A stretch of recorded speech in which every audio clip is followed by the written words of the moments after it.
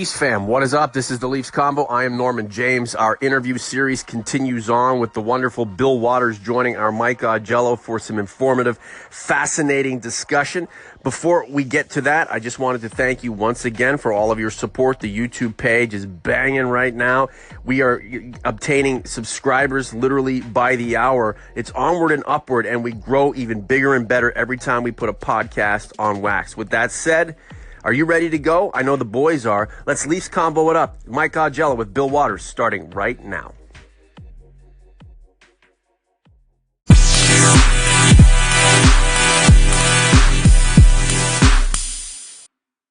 I am pleased to be joined once again by the former Assistant General Manager of the Toronto Maple Leafs, Mr. Bill Waters. Good morning, Bill. Good morning, Michael, and happy Memorial Day to you and to all of my American listeners. I love the United States of America. It's a wonderful place to spend at least 6 months a year and enjoy the great weather. Yes, in the warm climes of Florida, yes. That's right, yeah. I didn't mention Buffalo. I should have. Well, it's just starting to get warm now, Bill. So, we'll have about 3 months of warmth, and then it'll get back to winter. So that's the way it goes. Yeah, those October snowstorms kill you. They tend to do so. Yes. Okay. Very busy time in the world of the Toronto Maple Leafs, as expected, and we spoke just before the decision came down from Brendan Shanahan. The last time we talked about Lou Lamoriello and him being sort of moved out to the senior advisory position. The announcement came down, I think, the day after we talked, that Kyle Dubas was named the new general manager, and that precipitated the changes of Lou moving to the New York Islanders as president of hockey operations and Mark Hunter separating himself from the organization. Let's take the first decision, which was Brendan Shanahan going to Kyle Dubas. He's 32 years old. He's basically been groomed for this job for 4 years. There's some skepticism because of his youth and his attachment to analytics, but there's also a lot of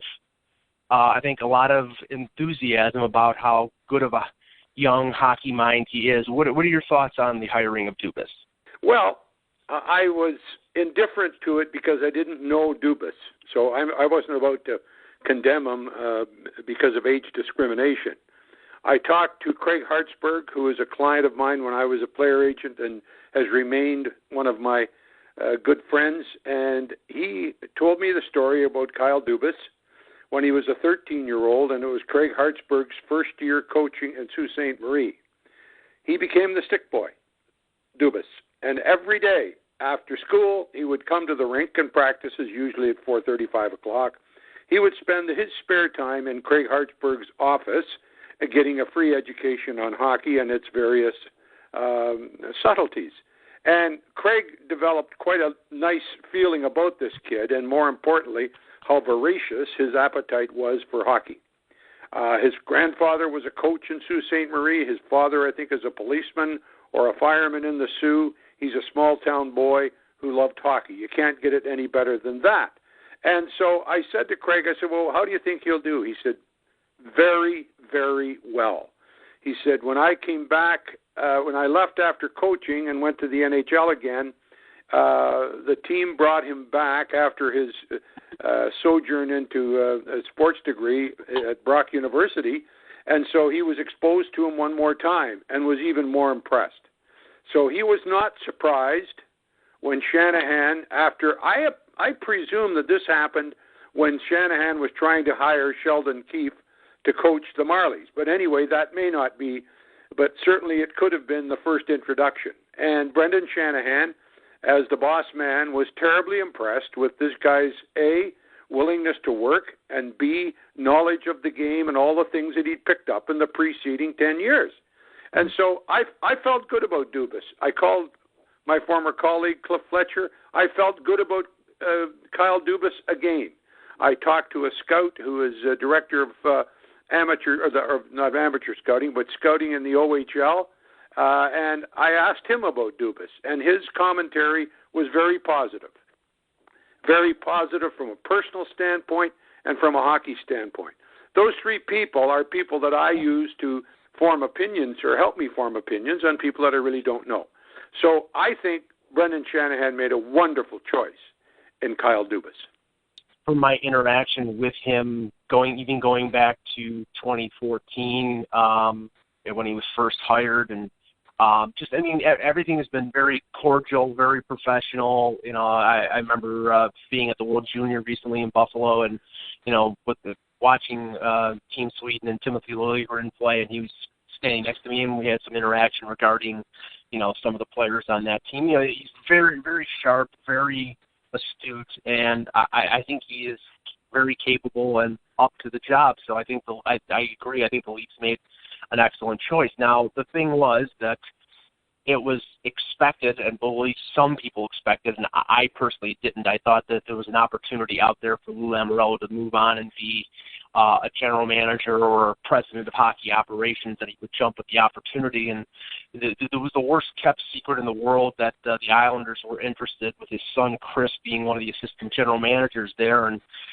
earlier last week, it was announced that he was going to be the president of hockey operations. And it sounds like that Garth Snow is going to stay on, but it sounds like he's been basically neutered, and that Lou is going to run the show. I mean, I didn't think Lou was going to be cut out for that advisor role. If there was an opportunity to go out, he was going to go out and still be consequential.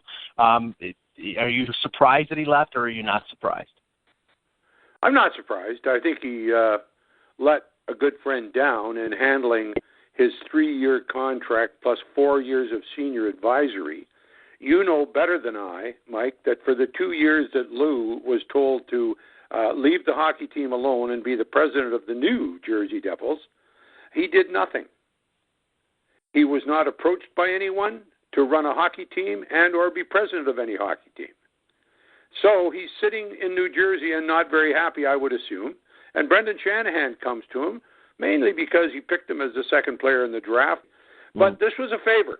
And here's what I got for you, Lou. I got you a 3-year deal at big money, I would imagine. And then I've got you a 4-year senior advisory role, which I thought was extraordinarily gratuitous. So what happens when the 3 years are over? Lou decides he doesn't want to be around here unless he's the general manager. And that's fine. But don't make a fuss about it. Tell Brendan. Just say, look, forget about the 4-year deal. I'm gone. But he wanted to make sure he had something, so he hung around. I didn't like the way Lou exited. I thought he could have shown a lot more class. However, if you know Lou, and I don't know him as well as some, they weren't surprised at how he handled it. So that's Lou Lamoriello, and I can tell you right now that the exchange of Lou Lamoriello for Kyle Dubas was a significant addition to the Toronto organization by comparison. There are a lot of concerns. Is the departure of Mark Hunter. I mean, Hunter has been given, and rightfully so, given a lot of credit for, the improved scouting and drafting that the Leafs have had over the last 3 years.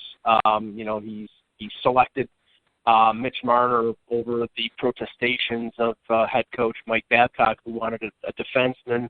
I think I could have taken Austin Matthews, but there were some depth picks in his 3 drafts that I think are going to be good NHL players. But it was, Brendan Shanahan said it in some interviews last week. He knew that whoever he chose, Hunter or Dubas, that he was going to lose the other 2. He was going to lose Lamoriello, and he was going to lose the one person that he didn't choose. So, unfortunately, that was the reality, and that was what happened. Yeah, exactly. And we all knew that. Anybody that knew Mark Hunter, 55 years old, he played in the NHL for at least 10 years. He coached in the American League for me and in the OHL. He could have coached in the NHL had he chosen. But he got into the scouting business, and he had a great eye for players. He has the right sniff for the kind of players you want, and he chooses Mitch Marner's over Noah Hanifin's. That's what makes the difference in a good scout and just a scout. So that I knew that if he chose Kyle Dubas, that it wouldn't have been my choice, but that didn't matter anymore. It was a good choice because if you look at the trend in professional sport, baseball, hockey, football, maybe not so much basketball, but the young 35 to 40-year-olds are getting the nod. Mm-hmm. And that's significant. And that's why Shanahan did what he did. He wanted to be ahead of the curve in respect to, the mindset of his senior hockey person. And unfortunately, Lou was double the age. And at this point, double the age means you can only spend half the time. So I'm 100% behind Brendan's choice, notwithstanding the fact that I would have taken Hunter, but he chose him for a reason. He was 20 years younger than Mark Hunter, and he wants to be at the leading edge. And good for him. And as far as Lou, good for Lou. I hope Lou does well also.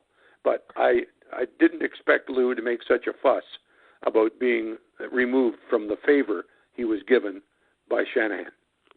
Now, Hunter has a non-compete clause in his contract, so he won't be able to join another NHL team until, I think, mid-July after free agency occurs. Mm-hmm. There's been some speculation that he might take a sort of a parallel job with another NHL team. The Islanders have obviously popped up as a possibility because Lou is there and they had a good working relationship in Toronto.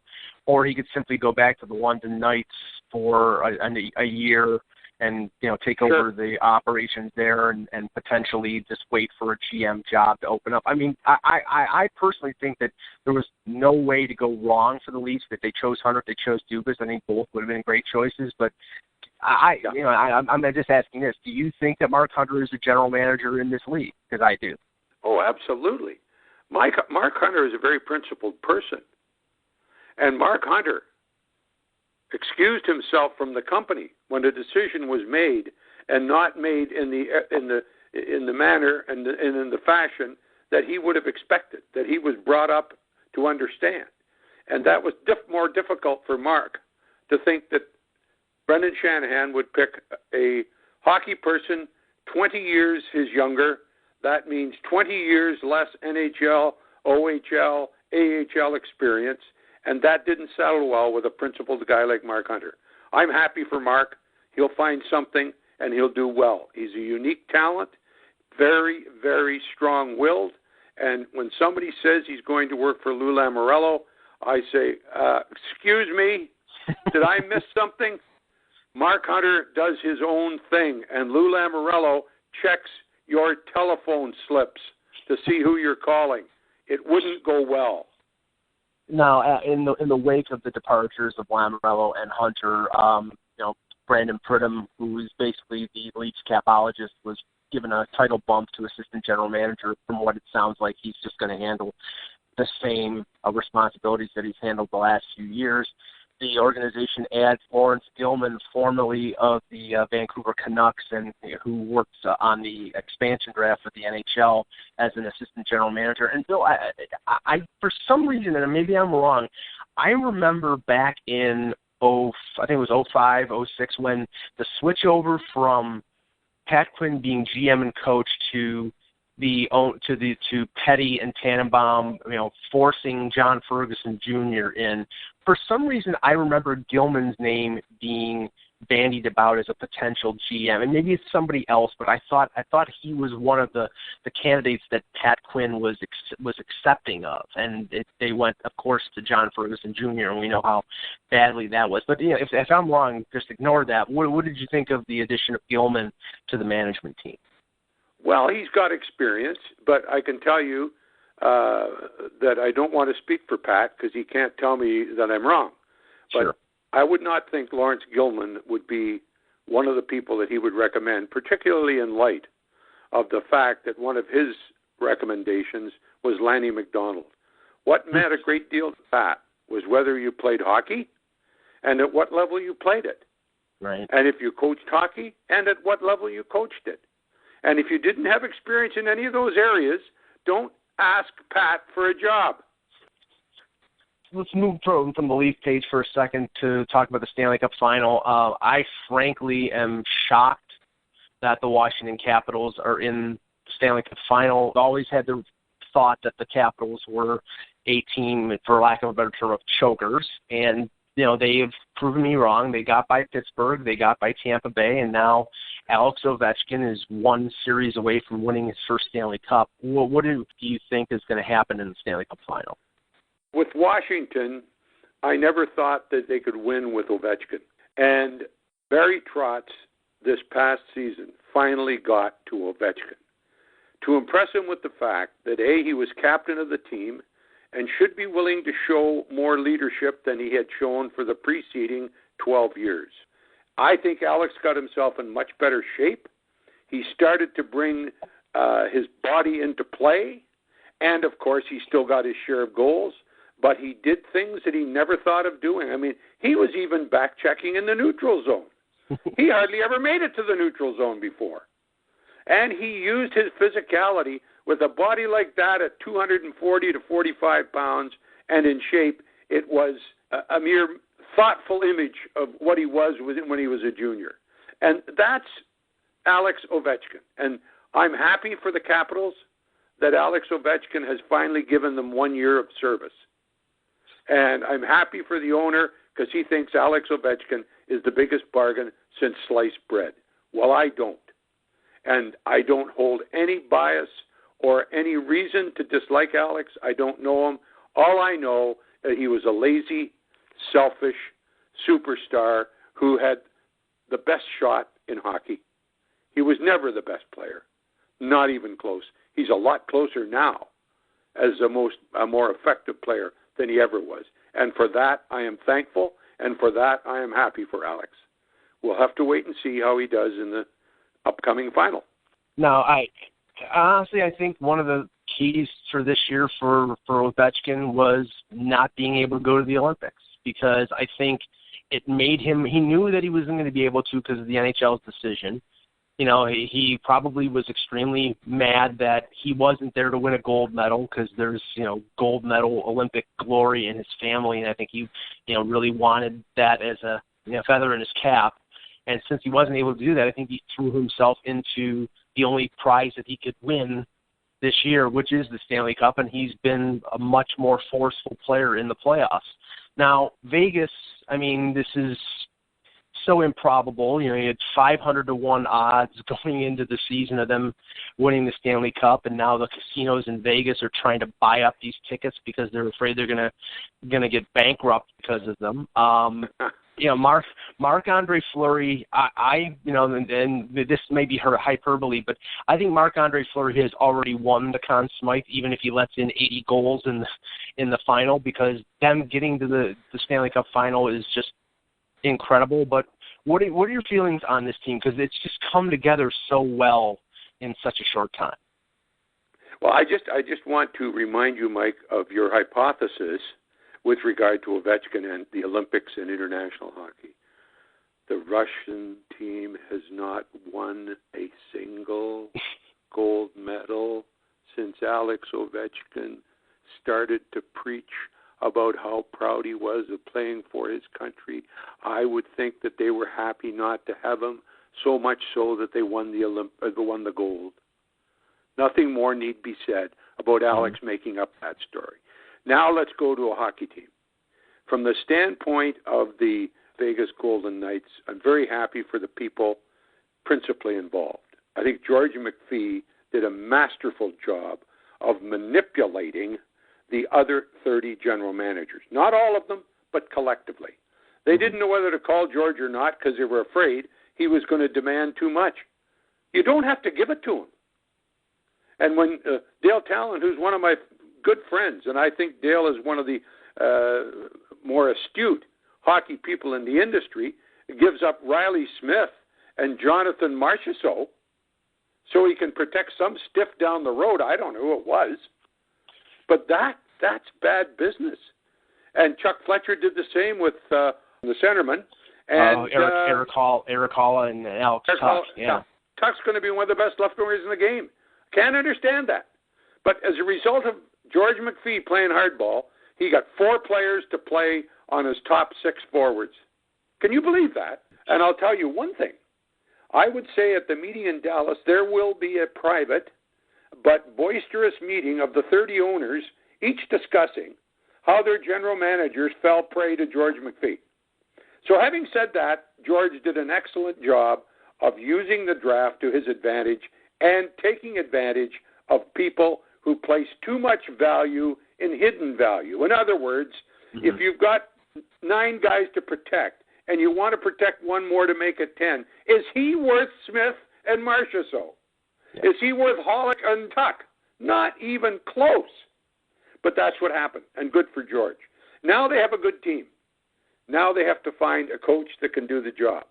And if you look at the history of Gerard Gallant, notwithstanding his exposure to the Columbus Blue Jackets, he was outstanding, whether he was an assistant coach in Montreal, coaching junior in St. John's with the Sea Dogs, or coaching in Florida until Tom Rowe decided that the Tom Rowe hypothesis of hockey was going to take over, and the Florida franchise almost went into the swamp. But Gerard survived, and he's the best coach in the game today because he's a player's coach. He knows how to handle them, and he's had some good luck in the playoffs from the standpoint of getting rest on every series. That's something you can't plan, but that allows you to have fresh legs. And when you've seen them play, you know how they played, Mike. They're go, go, go. Both ends of the ice, go, go, go. And the teams that lose to them, most recently, Winnipeg, were flat out dead in the last 2 games. And L.A. only played them 4, but still only scored 2 or 3 goals. And the second round was San Jose. San Jose was the best team, but couldn't keep up. So here you have them now after another 8 or 9 day rest facing Washington. I'm picking Vegas because I picked the other teams in each of the first 3 series. And so I'm assuming that they will continue to do what they've done to the others. There's no reason why they can't beat Washington unless they change their style or, as you pointed out, the winner of the Conn Smythe Trophy, and I'm with you, it should be awarded now, Marc-Andre Fleury plays goal the way he's played, then they're sure things. And if he plays just average, they still got a hell of a chance. I think your point regarding the 30 teams sort of getting together, I think that's already happened because there was a quote from an NHL executive from Kevin Paul DuPont this morning that said, it was a great job by Vegas. They ran this thing perfectly. McPhee did a great job. Going forward and Seattle will get the same expansion draft parameters, but if you think that teams are going to A, give out as many no-move clauses, or B, trade draft picks and prospects to avoid, they're just going to say, go ahead, take the player, and there you go. Absolutely. And you know what? At the end of the day, it's a bargain. How could you give away a kid like Tuck, and instead of losing a player who you were going to protect as your 11th or 12th player? Please. It doesn't make any sense. I actually think the worst one is one that's not really talked about that much, is Anaheim. Anaheim had the opportunity to either buy out Kevin Bieksa or get him to waive his no-move clause so they could protect Shea Theodore, who was one of their better young defensemen, or expose one of their other forwards. What they ended up doing was protecting Bieksa, protecting Silfverberg, and trading Theodore so they would take somebody else. And Theodore is 23, 24 years old. He's one of their best defensemen, and Bieksa is now a free agent and is 36 or 37. So I think Anaheim really screwed up there. Did you forget who was managing Anaheim? No. Bob Murray? No, I did not. So leave it at that. Leave it at that. Okay. Finally, the NHL draft is in Dallas next month. We don't know what's going to happen there. We know that the Sabres will take Rasmus Dahlin. I've seen him play at the World Junior. I think he's a really good defenseman, probably a number 1 defenseman in a very short order, but I don't think he's going to have the impact of a McDavid or a Matthews. I have a feeling there are going to be some big trades there, and my opinion is that Kyle Dubas is going to make a signature move. Now, I don't know what that means in terms of who he's going to target, if it means free agency or trade. But, John Tavares' name continues to come up. It will continue to come up until he either re-signs with the Islanders or signs someplace else. How viable do you think the fit of Tavares with Toronto is, and what do you think the possibilities are of it actually happening? Well, I'm not sure. The only advantage, as I see it, is that it would take some pressure off the 20-year-old and allow him to develop more naturally, Austin Matthews. Now, if you're going to keep Nazem Kadri as your third center, you now have the best center ice in hockey. However, if you're going to make the deal, you can't make the typical, we'll take him for 48 hours to see if we can sign him. You've got to get permission to talk to Tavares, make the deal, and then give them Nylander, probably Travis Dermott. They'll have to give up a boatload and a first-round pick. That'll be the order of the day. But you're talking about a sign and trade situation with the Islanders giving them the 8th year. Yeah. Okay. No, we're given whatever it is, 72 hours to make a deal with Tavares. You make the deal, and you already have the trade in place. So it's not like, well, we've paid too much for either you. They say, if you sign him, this is what we want. Okay, you got that. Now we have to sign him. They don't sign him, everything is off. So that's the way I see that. Otherwise, it's just a waste of time because the agent will lever the fact that you don't have a deal in place to jack up the price. And if a guy wants to go to a city like Toronto, it's more likely, more amenable that the team can make a deal with the agent. So that's the way I would expect it to be made. I don't expect it to be made because the coach will have to approve it. And let's not forget that. When your buddy Lou Lamoriello was in town, he didn't do anything unless he talked to the coach. He controls the top 25 players on the Leaf roster, and don't you think otherwise. So if Kyle is going to have a nice 5 years coming up, I would suggest that he has been read the particular rules as they apply to the top 25 guys on the roster. So this is going to be a Babcock trade. It will be administered and fulfilled and or otherwise by Kyle Dubas. And that's not an insult to Kyle Dubas. That's what happens when you pay one of your employees $6,250,000 a year. He's the boss. There's no other way to describe it. That's why Brendan did Lou a favor. You come on in here and you can work for Mike. That's what it was all about. Don't let anybody tell you differently. Do you think that the fact that Austin Matthews and John Tavares have the same agent in Pat Brisson is helpful or detrimental to the potential of a signing? Because obviously, like you said, I mean, Tavares coming in would take a little of the leadership weight and a little of the responsibilities off of the back of Matthews. I mean, I know Matthews wants that responsibility being the superstar player that he is, but you see examples like Taves and Kane and Crosby and Malkin where there's that 1-2 punch either up the middle or up front that is the recipe for winning a Stanley Cup. And I would think that Matthews would see that as well, but does having the same agent maybe help that process along? Well, I don't think it hurts it. I think what it does immediately, if in fact Tavares is signed by the Leafs, it puts a ceiling on what they're going to pay Matthews. So there's no arguing. You have to change your agent if you think you're worth more. And so that's what effectively what saved the Penguins. Both of them were paid the same within $250,000. Mm-hmm. So Malkin and Crosby were making generally the same, had the same term. They did the same thing in Chicago, but Bowman decided to give them $3 million each more per year. And the cap went askew. They couldn't do it. And that's why the Blackhawks have gone from the best team in the West to the worst team in the West. Bad cap management. And you've got to be very careful of that.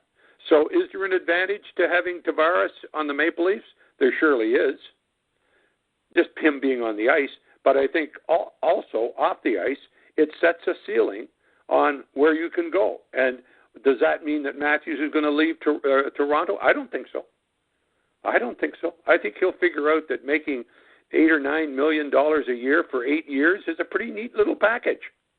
Well, once again, Bill, I thank you for coming on, and we'll definitely reach out after the July 1st free agent frenzy. I'm sure that the Leafs somehow, some way are going to be involved, either signing a free agent or making a deal. Like I said, I think, something is going to happen. I don't think it's going to be little piddly moves. I think that, the Leafs either need to get that top defenseman or make some sort of bold move, because if you look at the Eastern Conference, you're having to catch up to Pittsburgh, Washington, Tampa, Boston, and I think if you just maintain the same level that they're doing right now, I think they'll be competitive, but I don't know whether they'll get to that higher echelon. So we will see what happens after July 1st. But thank you once again for coming on the show. I really appreciate it. Thank you, Mike, and I'm with you. The Leafs have to substantially enhance their defense. They can do what else they want to put the little cream on the cake, but if they don't get any defensemen that can do what has to be done to advance in the playoffs, it'll be another first-round knockout. For Bill Waters, I'm Mike Augello. Thank you for listening.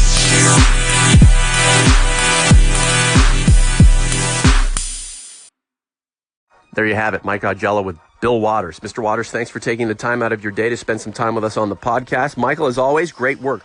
What did you think of the particulars of their discussion? I know you're still trying to digest what you heard, but when you think it's fully digested, will you spit it back out in our faces, or will you say to heck with it?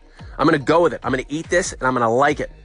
It's your choice. Go in the comments section below this podcast, upload on the YouTube page, leave your 2 cents. Let's get a healthy, lively discussion going about Augello and Waters, their latest discussion on the Leafs Convo. My 2 cents on John Tavares, I want to see the guy get to free agency and have Kyle Dubas make him a very competitive, if not enticing offer to lure him to his hometown and perhaps fulfill his destiny of joining the Maple Leafs. I know there's going to be a lot of money involved. There's going to be a lot of complexity to it, but this is an opportunity for one of the biggest free agents to hit the market in quite some time to make a choice of where to go and to potentially end up going to where it really matters the most, in my opinion, the biggest hockey market in the world, Toronto, to play for the team that he loved growing up, to actually make that happen. All that talk about, I grew up loving the Leafs, and then the draft comes and you're drafted by San Jose or Nashville or something like that, and it just never really happens because you play for the team for 5-6 years, and then you sign the bridge deal, and then you get the big offer, and then by the time you want to be playing for the Maple Leafs, you're in your late 30s. It's just not going to happen. Make it happen, John Tavares. Make it happen, Kyle Dubas. I know there are fans out there who can't wait to see Josh Levo freed from wherever so he can play with the Leafs and start to carve out his 14-goal-a-year career. I mean, he's a great player. Don't get me wrong. But let's focus on the big fish right now. We see what the kids are doing with the Marlies, and they're going to win a Calder Cup. The farm is looking good. The young cats are revving right now. That sour taste from the loss to Boston in their mouths. Let's go get that big piece. Let's see it happen. Let's make it happen. I don't know. That's just my 2 cents. And Kyle Dubas, I'm on board with him. Gilman, Dubas, Pridham. That's a posse right there. Let us know what you think at I Am Sports Heart, at the Leafs Convo, at Mike and Buffalo on Twitter. I've got so much to do right now, including fire up this air conditioning because it is sweltering hot in London, Ontario. Speaking of hot, the podcast is on fire on Anchor, iTunes, YouTube, wherever quality podcasts are distributed and enjoyed. You can find us. For Mike Augello, I'm Norman James. We out!